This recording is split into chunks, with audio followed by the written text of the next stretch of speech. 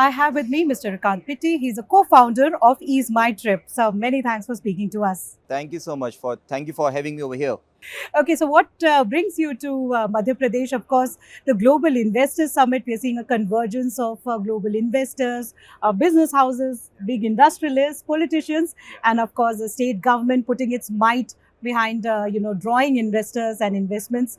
What were your first thoughts as you went through the inaugural and heard the Prime Minister and Chief Minister talk? You know, First thing which I really felt is that getting the goosebumps while hearing the Honorable Chief Minister talking about tourism, talking about manufacturing, talking about having multiple industries coming over here, and talking about the big industrialist coming over here and then committing, big ticket size gonna be investing into Madhya Pradesh. So it felt so amazingly good, and the kind of entire arrangements being done over here. So it's literally mind blowing. So it's one platform wherein I probably feel that I would have not come over here. I would have missed literally big thing in my life and in my professional career. I think that's a great thing that a state can hope to achieve is a FOMO if the investor feels that they would miss out if they are not a part of that. I'm sure so, like all the entrepreneurs and all the industrialists who have missed this particular part and this summit, I think they're going to be having a lot of FOMO with them. You can tell me, the Prime Minister earlier today talked about how MP is offering thriving possibilities. He talked about India's own potential, quoting the World Bank, on how they have talked about India as the fastest growing large economy. And I wanted to ask you, therefore, when it comes to Madhya Pradesh, what is a big advantage that you see in investing here? One of the things which I may probably talk about, first of all, as in country. So currently our per capita income is almost around $3,000 to $3,500, right? Look into the China, right? So when they were like on the same per capita, their economy literally blasted. I think this is the time for India. And specifically when I'll talk about Madhya Pradesh, your question, then I see that there are tremendous amount of possibilities because the sector which I come from a tourism sector, and we are an online travel agency which is powering more than 30 million travelers all across India. So Madhya Pradesh, you remember that there was a campaign being initiated, and even Honorable PM also talked about that. It's MP Gazab hai, MP Azab hai. So that is one of the campaigns which has literally created a wave around the tourism in India. So I feel that tourism, when I talk about, then the heart of India is Madhya Pradesh, and being into tourism industry, I can't miss this at all. I see a huge potential of pilgrimage tourism. I see a huge potential of wildlife tourism over here. And for the same, we have initiated a brand known as Darshan, which is focused only on pilgrimage tourism. There is another brand which we are going to launch. I can't name it, but that'll be focused again only on the wildlife tourism. So I feel that in Madhya Pradesh, you have a complete blend of all types of tourism, but specifically coming from the point of view that you need to have a focused approach. So I feel that there is huge potential over here, which is still quite untapped. The brands that you're talking about specific to a particular space within tourism, this is overall from Ease My Trip point of view, or is it specific to Madhya Pradesh? No, Madhya Pradesh, like you can have medical tourism, you can have adventure tourism, you can have mountain tourism, you can have entertainment tourism. There are unlimited kind of opportunities. But point of view, what we are looking around right now is that these are the two particular tourism sectors. Wildlife and pilgrimage. Yes. Okay. And of course, you mentioned the ad, and Pankaj Tripathi did a wonderful job in that ad. He talked about, how Madhya Pradesh is a beautiful place for tourists. I wanted to ask you also about this new tender that you have won. That news coming in just now that you have won the intercity electric bus operations ke liye you've got a tender from Madhya Pradesh government. Could you talk a bit about that? When I came here for this summit, I got a call from my team and they mentioned that we have won the tender from Madhya Pradesh. It was such a kind of coincidence. It's never happened in the past. And this tender is all about that we have tied up with Madhya Pradesh government, and they floated a tender wherein they've invited the companies who can come and can operate electric buses between two different cities. So like between Sagar, Jabalpur, Indore, Bhopal, there are like seven or eight sectors which we have been able to get from the government. And we're going to be deploying the electric buses. So now the big question is that how do we get the electric buses? Because there is a big gap in the capacity. So for that, we announced our own manufacturing unit 7 months ago. Easy Green Mobility. Yes, absolutely. So Easy Green Mobility is something which we announced 7-8 months back. And from that particular company, we are going to manufacture the buses and then supply to YOLO Bus. And YOLO Bus is going to operate it for the people over here in Madhya Pradesh to travel between two different cities. What are the plans for Easy Green Mobility?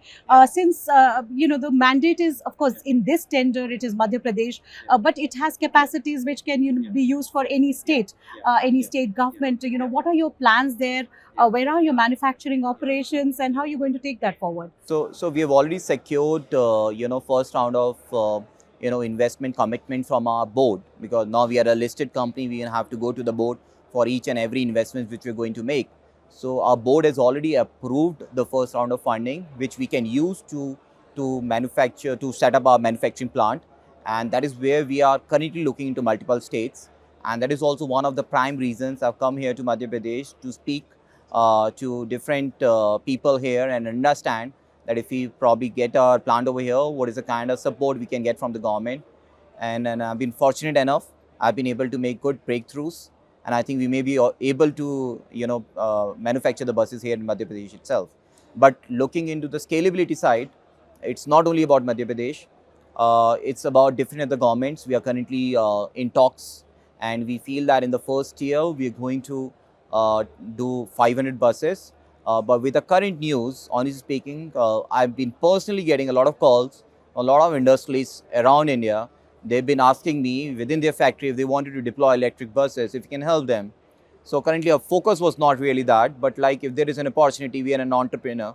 So wherever there is an opportunity, we can probably go and grab that. So that would be supply of electric buses for private usage for companies. But not only that, right? So we have been in talks with a couple of other private players as well. So they are also looking to buy the buses through us.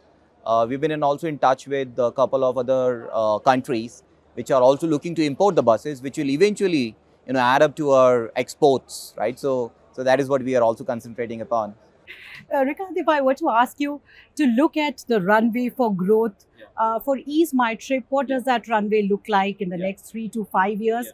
That is a slightly mid to long term question, but even in the short term for 2025, with the global macroeconomic conditions, with US versus Europe versus the rest of the world on tariffs, how insulated are you? Is it hindering your expansion plans? Are you going to be a bit slow and steady? Be more calibrated around that? First of all, I'll talk about India, right? So India overall travel and tourism market is approximately $50 billion market, right? And that's actually growing very, very rapidly. So like there is a thumb rule. So travel and tourism of any country grows double the GDP of the country. So if your GDP expected is 7.5, which I expect more, because we wanted to be a Vikshit Bharat by 2047, we should grow by at least 8.5, 9% year on year. But I feel that, in terms of travel and tourism, India is already growing. As you know, that currently there are like 5,20,000 passengers traveling on the domestic flights on a daily basis, which pre-COVID was less than 4 lakhs. So we already see there is a huge surge happening. So in terms of overall market size is already expanding, but Ease My Trip, coming from nowhere, bootstrapped, profitable, being a unicorn, got IPO'd, we have been able to disrupt a lot of things. I was before the CTO of the company. I've very recently promoted as in CEO.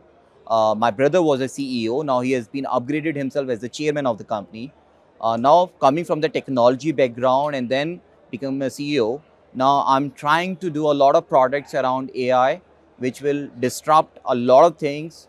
The people who have been there on the top places, we're currently second largest, you know what I mean to say.